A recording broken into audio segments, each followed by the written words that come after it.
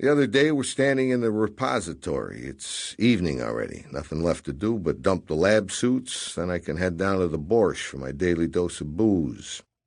I'm relaxing, leaning on the wall, my work all done, and a cigarette at the ready, dying for a smoke. I haven't smoked for 2 hours.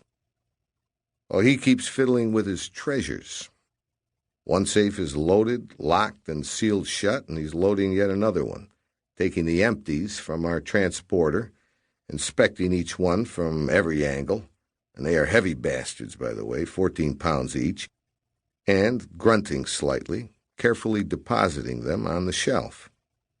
He's been struggling with these empties for ages, and all, in my opinion, with no benefit to humanity or himself. In his place, I would have bailed a long time ago and gotten another job with the same pay. Although, on the other hand, if you think about it, an empty really is a puzzling and even a mysterious thing. I've handled them lots of times myself, but every time I see one, I can't help it. I'm still amazed. It's just these 2 copper discs, the size of a saucer, a 1/4 inch thick, about 18 inches apart, and not a thing between the two. I mean nothing whatsoever. Zip, nada, zilch. You can stick your hand between them. Maybe even your head if the thing has unhinged you enough. Nothing but empty space, thin air. And despite this, there must be something there, a force field of some sort, because so far, no one's managed to push these discs together, or pull them apart either.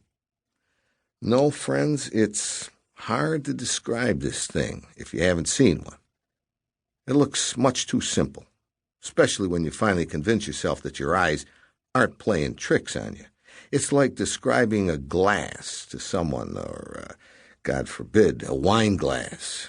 You just wiggle your fingers in the air and curse in utter frustration. All right, we'll assume that you got it, and if you didn't, pick up a copy of the Institute's reports. They have articles about these empties in every issue, complete with pictures. Anyway, Kirill's been struggling with these empties for almost a year now. I've worked for him from the very beginning, but I still don't get what he wants with them, and to be honest, I haven't tried too hard to find out. Let him first figure it out for himself, sort it all out, then maybe I'll have a listen. But so far, one thing is clear to me. He's absolutely determined to dismantle an empty, dissolve it in acid, crush it under a press, or melt it in an oven. And then he'll finally get it. He'll be covered in glory, and the entire scientific world will simply shudder in pleasure. But for now, as far as I know, he's nowhere near this goal. He hasn't yet accomplished anything at all, except that he's exhausted himself, turned gray and quiet, and his eyes have become like a sick dog's. They even water. If it were someone else, I'd get him totally wasted, take him to a great girl to loosen him up a bit. Then, the next morning, I'd feed him more booze, take him to more girls, and by the end of the week, he'd be A-OK, good as new, ready to go. Except this sort of therapy wouldn't work on Kirill. There's no point in even suggesting it. He's not the type. So, as I said, we're standing in the repository. I'm looking at him, the way he's gotten, how his eyes have sunk in, and I feel sorrier for him than I can say. And then I decide, except I don't really decide. It's like the words tumble out themselves.